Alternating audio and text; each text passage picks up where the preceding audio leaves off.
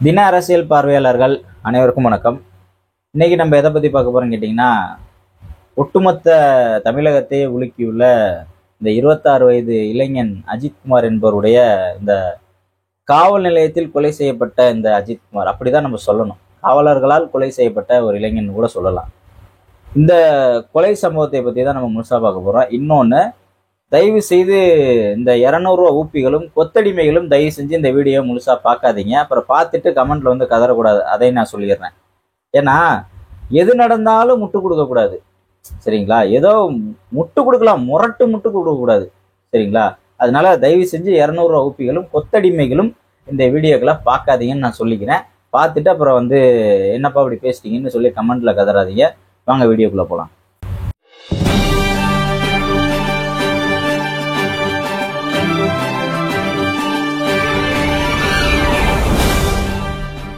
அதாவது மக்களே, நான் ஏன் இப்படி சொல்றேன்னா, நல்லா யோசிச்சு பாருங்க.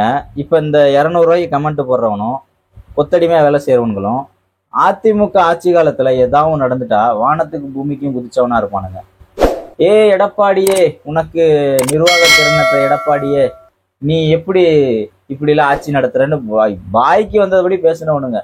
ஆனா இன்னைக்கு இவனுங்கெல்லாம் திமுக ஆட்சி காலத்துல நவதுவாரங்களே பொத்திக்கிட்டு ஒரு மூலையில உட்காந்துருக்கானுங்க. அப்படி இருந்துட்டாலும் பரவாயில்ல, அந்த நடக்கிற தப்பையும் எந்த அளவுக்கு மூடி மறைக்க முடியுமோ அந்த அளவுக்கு மூடி மறைக்கிறேன். நான் பேர் சொல்லி சொல்றேன். இந்த மைனர் வீரமணி, செந்தில்வேலு, இது போன்ற யூடியூப் நடத்துறாங்கல்ல, இவங்களெல்லாம் நேரடியாவே கேட்கிறேன். நல்லா யோசிச்சு பாருங்க. சாத்தான்குளம் விஷயம் எவ்வளவு மோசமான ஒரு விஷயமா இருந்துச்சு. அதுக்கு நீதி கேட்டு போராடிய எந்த வாய்களும் இன்னைக்கு அஜித்குமாருக்கு நீதி கேட்டு வாய் திறக்காம இருக்காங்க. ஜெயராஜ் பெனிக்ஸுக்கு கேட்டீங்கல்ல, ஏன்னா அது அதிமுக ஆட்சி. இப்ப இந்த அஜித்குமார் வந்து திமுக ஆட்சியில வந்து கொல்லப்பட்டிருக்காரு காவல்துறையால். இதுக்கு எத்தனை வாடகை வாய்கள் வந்து பேசிட்டு இருக்கீங்க?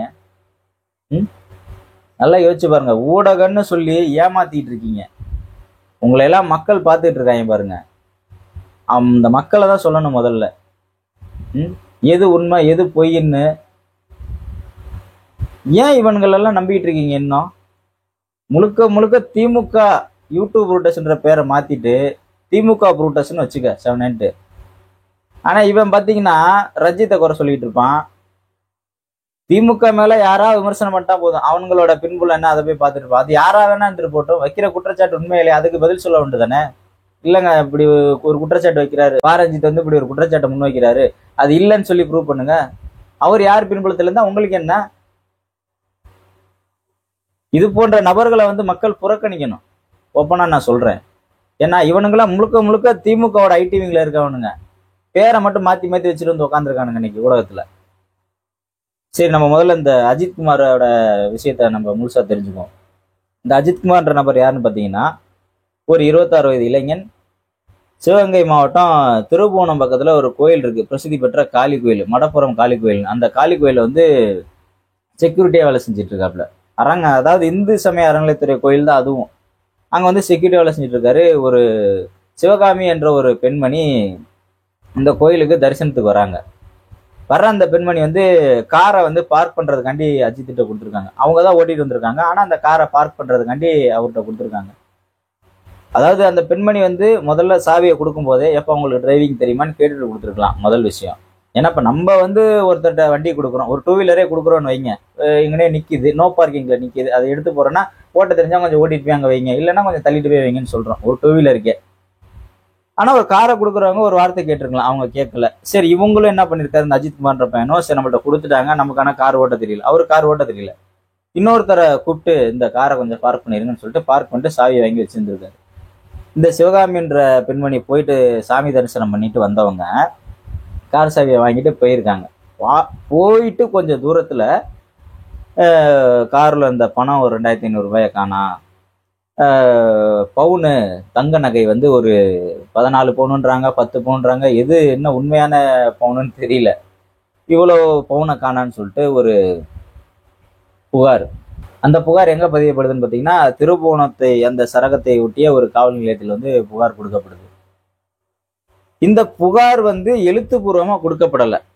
எப்ப 27ஆம் தேதி எழுத்துப்பூர்வமா கொடுக்கப்படல.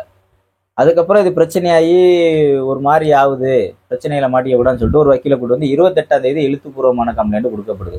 அதுக்கு முன்னாடி வரைக்கும் பார்த்தீங்கன்னா வாயில சொன்ன ஒரு புகார் தான். இதுவே முதல்ல தப்பு. இப்ப இந்த புகாரை எடுத்துக்கிட்டு அங்க இருக்கக்கூடிய காவலர்கள் வந்து அஜித்குமாரை போய் அரெஸ்ட் பண்றாங்க. ஒரு 4 பேரை சேர்த்தே அரெஸ்ட் பண்றாங்க. இப்ப இந்த 4 நபர்களும் ஏதோ ஒரு காரணத்தை சொல்லி விட்டுறாங்க. அஜித்குமாரை மட்டும் கைது பண்ணி பயங்கர டார்ச்சில் அட்டி உதச்சி நொறுக்கியிருக்காங்க. ரியல் ஜேபிஎம் கதை ஓப்பனா சொல்ல போனோம்னா.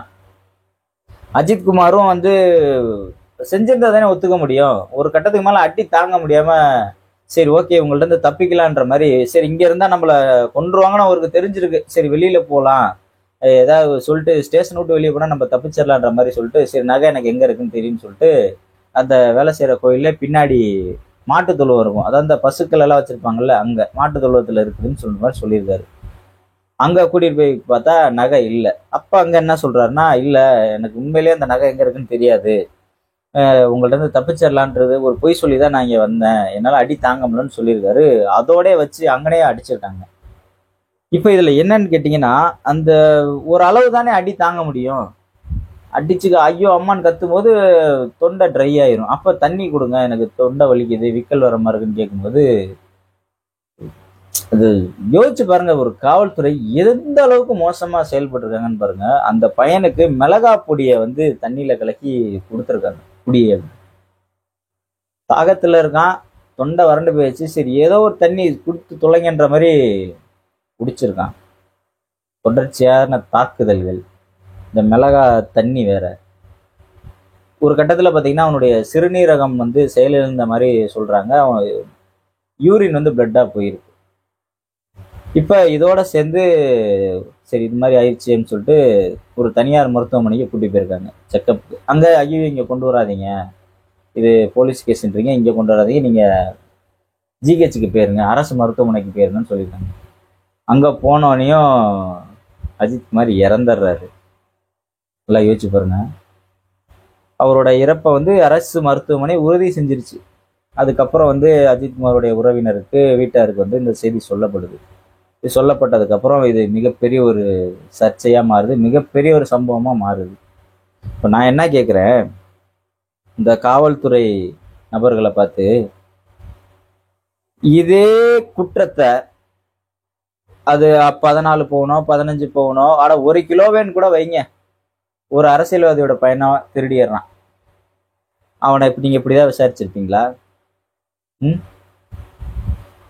அஜித்குமார் திருடினாரு திருடல அது அடுத்த விஷயம். அவர் அடிக்கிறதுக்கான ரைட்ஸ் உங்களுக்கு யாரு கொடுத்தா? அந்த பெண்மணி புகார் கொடுத்த பெண்மணி யாரா வேணா இருக்கட்டுமே, அந்த பெண்மணி கம்ப்ளைண்ட் எடுத்துக்கிட்டு நீங்க ஒருத்தரை அடித்து கொல்ற அளவுக்கு உங்களுக்கு யாரு தைரியம் கொடுத்தா? உங்களுக்கு யாரு பவர் கொடுத்தா? ஏதோ ஒரு கேட்க பார்க்க ஆள் இல்லைன்னு அந்த பையனை அடிச்சு கொண்டிருக்கீங்க. இதே ஒரு அரசியல்வாதி பையனை நீங்க தொற்றுக்க முடியுமா? எத்தனை ஆயிரம் கோடி அத்தனாயிரம் கோடி மோசடி பண்ணிட்டான், நிதி நிறுவனம் நடத்தி மோசடி பண்ணிட்டான், நிலம் வாங்கி மோசடி பண்ணிட்டான், எவ்வளவு குற்றங்கள் இருக்குல்ல, அந்த குற்றம் சாட்டப்பட்டவரை தொட முடியுமா உங்களால? சொல்லுங்க. சாத்தான்குளத்துல இதே பிரச்சனை தான். சாத்தான்குளத்துல இதே பிரச்சனை தான். அன்னைக்கு கேடுகட்ட இந்த எடப்பாடி அவருடைய ஆட்சியின் கீழ் இருந்த காவல்துறை அடித்தே கொண்டிருக்கு. அப்பா புள்ள 2 பேர்த்தையும் அடிச்சே கொண்டிருக்கு. அதனுடைய அதிர்வுகள் இன்ன வரைக்கும் அந்த சாத்தான்குளம்னாலே எல்லாத்துக்குமே பகீர் இருக்கும். இந்த சம்பவம் தான் ஞாபகத்துக்கு வரும். சாத்தான்குளம்னா இந்த சம்பவம் தான் ஞாபகத்துக்கு வரும். அந்த அளவுக்கு இருக்கு. இப்படிப்பட்ட சூழலில் வந்து ஆனா இது வந்து யார் ஆட்சிக்கு வந்தாலும் இந்த காவல்துறையை வந்து யாரும் கட்டுப்படுத்துவதே கிடையாது. இது வந்து மிகப்பெரிய ஒரு குற்றச்சாட்டு. அது திமுகவா இருந்தாலும் சரி, அதிமுகவா இருந்தாலும் சரி, யார் ஆட்சிக்கு வந்தாலும் காவல்துறை வந்து இப்படிதான் இருக்காங்க. அது என்ன, இதை யார் தான் இதை கண்ட்ரோல் பண்ண போறதுன்னு தெரியல. அதாவது தலைவர் திருமாவளவன் வந்து ஒரு வசனம் சொல்லுவார், அதிகாரம் வந்து வலியவனை கண்டால் கட்டி அணைக்கும், எளியவனை கண்டால் எட்டி உதைக்கும்ன்ற மாதிரி. இன்றைக்கு இருக்கக்கூடிய காவல் நிலையங்கள் வந்து 99.90% இப்படிதான் இருக்காங்க. நான் சொல்றது பொய்னா இந்த வீடியோ பார்த்துட்டு இருக்க நீங்க, உங்களுக்கு ஏதாவது ஒரு பிரச்சனை இருக்கும். அது நிலம் சம்பந்தப்பட்ட பிரச்சனையோ இல்ல பக்கத்து வீட்டுக்காரனோட ஒரு பிரச்சனையோ இருக்கலாம், ஏதோ ஒரு பிரச்சனை இருக்கலாம். உங்களுக்கு அருகில் உள்ள காவல் நிலையத்துல போய் ஒரு கம்ப்ளைண்ட் கொடுத்து பாருங்க, அந்த கம்ப்ளைண்ட்டுக்கு எந்த அளவுக்கு நடவடிக்கை எடுக்கிறாங்கன்னு. நம்ம ஒன்றும் திமுக வந்து குறை சொல்ல நமக்கு கிடையாதுங்க. இன்னைக்கு ஆட்சியில இருக்கிறது யாரு? அவங்க தானே. யாரோட தலைமையின் கீழ் இருக்கு இந்த துறை? காவல்துறை யார் தலைமையின் கீழ் இருக்குது? அப்ப அவங்களுக்கு பொறுப்பு இருக்குல்ல. இன்னைக்கு இந்த கேஸை மூடி மறைக்கிறதுக்கு எவ்வளவு சோடிப்பாங்கல்ல, அந்த வேலையை பார்த்துட்டு இருக்காங்க. இன்னைக்கு ஒரு நியூஸ் கார்டு வருது, அவர் வந்து வலி அதிகமா ஏற்பட்டனால இறந்து போயிட்டாரு, காவலரிடம் தப்பிக்க பார்த்தாரு, அப்ப கீழே விழுந்து அவருக்கு ஏதோ இடத்துல அடிபட்டுருச்சு, அதனால அவர் இறந்து போயிட்டாருன்ற மாதிரி சோடிக்கிறீங்க. காவல்துறை வந்து யாருக்குமே அடங்காத ஒரு துறையா இருக்கு, ஓப்பனா சொல்ல போனா. ஆனா இந்த காவலர்களை காப்பாற்ற அரசுகள் முன் வருது. நல்லா யோசிச்சு பாருங்க. இப்ப இந்த பையன் இறந்துட்டான், இப்ப அவங்கள அந்த கொன்ன போலீஸ் ஆபீசரை வந்து பணியிடை நீக்கம் செய்றீங்க, சஸ்பெண்ட் பண்றீங்க. ஏதோ நிதின்னு சொல்லிட்டு ஒரு அமௌண்ட்டை கொடுப்பீங்க, கண்டிப்பா கொடுப்பீங்க. அதான் சாராயம் குடிச்சு செத்தவனுக்கு 10 லட்சம் கொடுப்பீங்க, இப்போ இவனுக்கு ஒரு 10 லட்சமோ 5 லட்சமோ கொடுப்பீங்க. ஆனா அந்த பையன் திரும்பி வந்துருவானா? அந்த பெத்து வளர்த்த தாய் தகப்பனுக்கு இந்த பணம் வந்து பெரிய விஷயமா? காவல்துறை முழுக்க முழுக்க முழுக்க ஒரு கட்ட பஞ்சாயத்து துறையா தான் மாறிக்கிட்டு இருக்கு. என்னுடைய வீடியோக்களை நான் தொடர்ச்சியாவே சொல்றேன். காவல்துறை என்பது அரசாங்கத்தால் அங்கீகரிக்கப்பட்ட ஒரு கட்ட பஞ்சாயத்து கம்பெனியா மாறிக்கிட்டு இருக்கு. நான் போயிருக்கேன் எங்க ஊர் காவல் நிலையங்கள்ல. அங்க சாதாரணமா போனா ஒரு மாதிரி நடத்துவாங்க, வெள்ளையஞ்சொல்லியமா போனா ஒரு மாதிரி நடத்துவாங்க. இது உண்மை. யாரும் அதை மறுக்க முடியுமா? சொல்லுங்க. இதே காவல்துறை கள்ளச்சந்தையில மது விற்கிறவனையும் கஞ்சா விற்கிறவனையும் இதே மாதிரி பண்ண முடியுமா? சொல்லுங்க பாப்போம். கொஞ்சம் கூட மனச்சாட்சி இல்லாத ஒரு துறையா இருக்குங்க காவல்துறை. இப்ப நான் என்ன கேக்குறேன், இப்ப உங்க பிள்ளையா இருந்தா நீங்க இப்படி அடிச்சு கொண்டிருப்பீங்களா? எவன் வீட்டு பிள்ளையோ கம்ப்ளைண்ட் கொடுத்துட்டாங்க, நம்ம அடிச்சு கொண்டுட்டீங்க. இப்ப நான் என்ன சொல்றேன், இப்ப அந்த நகை கிடைச்சிருதுன்னு வைங்க ஒரு கட்டத்துல. அதாவது இப்ப இந்த சிவகாமின்ற நபர் இருக்காங்கல்ல, இவங்க வந்து இந்த கோயிலுக்கு வர்றதுக்கு முன்னாடி அவங்க வந்து ஸ்கேன் சென்டருக்கு போனாங்கன்னு ஒரு செய்தி வருது. அப்ப ஸ்கேன் சென்டருக்கு போறவங்க வந்து நகையை அணியக்கூடாது, ஏன்னா அந்த மிஷின்ல போய் ஒட்டிக்குன்ற மாதிரி எதுவும் சொல்றாங்க. அவங்க அங்க கூட மிஸ் பண்ணிருக்கலாம்ல. எடுத்த உடனே யார் அங்க அப்பாவி, அவனை தூக்கி போட்டு மிதி, உண்மையை ஒத்துக்குவான் இல்ல ஒத்துக்க வச்சிருவோம். இதுதான் காவல்துறையோட ஃபார்முலா. இப்ப இதே புகாரை வந்து வேற யாரோ ஒரு எளியவர் கொடுத்தா நீங்க போய் கம்ப்ளைண்ட் எடுத்து இந்த மாதிரி அடிச்சு கொண்டுருவீங்களா? அடிச்சு கொள்றதுக்கான ரைட்ஸ் உங்களுக்கு யாருங்க கொடுத்தா? எனவே தமிழ்நாடு அரசு, அது எந்த அரசாக இருந்தாலும் சரி, தயவு செய்து இது போன்ற நிகழ்வுகள் நடக்காமல் தயவு செஞ்சு நீங்க தான் பார்க்கணும். ஏன்னா உங்களால மட்டும்தான் இது முடியும், யாராலும் இது முடியாது. இந்த விஷயத்தை மழுங்கடிக்க, இந்த பிரச்சனையை மறைப்பதற்கு பல்வேறு அரசியலை எடுக்கிறீங்க. ஒரு திமுகவை சேர்ந்த முக்கியமான பிரமுகர் அந்த வீட்டுக்கு போய் காம்ப்ரமைஸ் பேசுறாரு. இதையே நீங்க செய்றீங்க. இப்ப தெரியுதா நான் ஏன் வீடியோவோட ஆரம்பத்திலே திமுகவை சார்ந்த அனுதாபிகளும் 200 ரூபா ஊப்பிகளும் கொத்தடிமைகளும் இந்த வீடியோ பார்க்காதீங்கன்னு சொன்னேன்னு? ஏன்? ஒரு உயிரோட வேல்யூ அவ்வளவுதானா? நம்ம வீட்டுல அந்த உயிர் போயிருந்தா எப்படி இருக்கும் யோசிச்சு பாருங்க. நம்ம வீட்டுல அந்த உயிர் போயிருந்தா இப்படிதான் இருப்போமா? எங்கோ நடக்குது, யாருக்கோ நடக்குதுன்ற ஒரு அலட்சியம் தானே. நமக்கு நடந்தா ஏன் இந்த ஒரு உணர்வு வரமாட்டேங்குது யாருக்கும்? இதை பூசி முழுகிறதுக்கு சில யூடியூப் புரோக்கர்கள் இருப்பாங்க, மாமா வேலை பார்க்கறதுக்குன்னே சில யூடியூப் புரோக்கர்கள் இருப்பாங்க. அது அவன் அப்படி போனா இப்படி போனான்ட்டு. அவன் எப்படி போனான்னு போயிட்டானே, ஒரே அடியா செத்து போயிட்டானே இன்னைக்கு. அதுக்கு என்ன தீர்வு? அவன் குற்றமே செஞ்சிருக்கட்டுங்க, அவன் 14 பவுன் அவனே திருடி இருக்கட்டும், அவன் 14 பவுனை திருப்பி கொடுத்துட்றான்னு வைங்க, போன உசுறு இன்னைக்கு வருமா? இல்ல இப்ப அந்த பையன் செத்து போயிட்டால, இப்ப அந்த குடும்பம் வந்து அந்த 14 பவுனை கொடுக்குது, அந்த பையனை நீங்க கொடுத்துட முடியுமா? சொல்லுங்க. நம்ம வந்து ஏதோ இப்போ நம்ம வீடியோக்களை தொடர்ச்சியா சிலர் கூட கேட்குறாங்க, ஏங்க திமுகவை பத்தி பேசிட்டு இருக்கீங்க, உங்களுக்கு ஏதாவது பிரச்சனை வரும்போது வந்துட்டு போதுங்க, ஒன்றும் பிரச்சனை இல்லைங்க, எல்லாம் துணிஞ்சு இறங்கி ரொம்ப நாள் ஆச்சு, மிஞ்சி போனா என்ன கொல்ல முடியும், கொண்டுட்டு போங்க. ஆனா எனக்கு பின்னாடி இன்னும் ஒரு 1000 பேர் வருவான், கண்டிப்பா வருவான். அதுதான் எங்களோட நோக்கம். இதை இந்த யூடியூப்பை நடத்தி பணம் சம்பாதிக்கணும், புகழ், ஒரு மசரும் கிடையாது. பார்க்குறோம், மீடியாக்களில் பார்க்குறோம், அப்பட்டமா தெரியுது அது பொய் அப்படின்னு. ஏதோ நமக்கு தெரிஞ்ச 4 விஷயத்த 4 பேத்துக்கு நம்ம சொல்லுவோம். இது இந்த ஒரு நோக்கத்துக்காக தான் நம்மளா ஊடக ஆரம்பிச்சது, பேச ஆரம்பிச்சது. மற்றபடி இதில் பணம் சம்பாதிக்கணும், புகழ் சம்பாதிக்கணும்னு நினைச்சா, யூடியூப்ல பணம் சம்பாதிக்கணும்னு நினைச்சா எவ்வளோ கண்டென்ட் இருக்குது உங்களுக்கு தெரியும். ஆபாசமாக பேசினா போதும், அதுக்கு இன்னைக்கு லைக்ஸ் நிறையா போகுது, நிறைய வியூஸ் போகுது. வியூஸோ லைக்ஸோ நம்மளுடைய நோக்கம் கிடையாது. மக்களை அரசியல்படுத்தணும், அவ்வளோதான். நம்மளும் ஒன்றும் பெரிய பின்புலம்லாம் நமக்கு கிடையாது.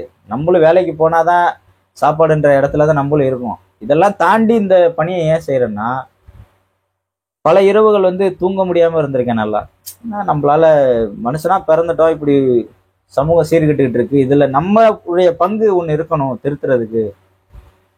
அட்லீஸ்ட் அது தப்புன்னு சொல்றதுக்காவது நமக்கு ஒரு ஸ்பேஸ் வேணும் அப்படின்றதுக்காண்டி தான் இந்த ஊடகம் நம்மளாம் ஆரம்பிச்சது. எனவே தமிழ்நாடு அரசு, மு.க. ஸ்டாலின் அரசு அவர்களுக்கு நம்ம வைக்கக்கூடிய ஒரே ஒரு கோரிக்கை என்னவென்றால், தயவு கூர்ந்து இந்த காவலர்களை நிரந்தரமாக பணியிலிருந்து நீக்குங்க. ஒரு 4 பேர்த்த நீக்குனீங்கன்னா தான் அடுத்து ஒரு பப்ளிக் மேல கை வைக்கிறதுக்கு போலீஸுக்கு பயம் வரும். நீங்க சும்மா ஒரு சஸ்பெண்ட் பண்றதுனால என்ன நடந்துட போகுது? நம்ம வைக்கக்கூடிய ஒரே ஒரு கோரிக்கை, அவர்களை நிரந்தரமா பணி நீக்கம் பண்ணுங்க. அவங்களுக்கு எவ்வளவு பணம் கொடுத்தாலும் பத்தாது. எனக்கு தெரிஞ்சு அந்த குடும்பத்திற்கு, அந்த அஜித் குமார் குடும்பத்துக்கு எவ்வளவு பணம் கொடுத்தாலும் பத்தாது. அந்த பணம் வந்து அந்த பயனை ஈடு செய்யாது. ஆனாலும் அந்த குடும்பத்திற்கு ஏதேனும் ஒரு பெரிய உதவியை வந்து தமிழக அரசு செய்ய வேண்டும் என்பதுதான் நம்முடைய கோரிக்கை. மீண்டும் அடுத்த காணொளியில் சந்திப்போம். நன்றி, வணக்கம்.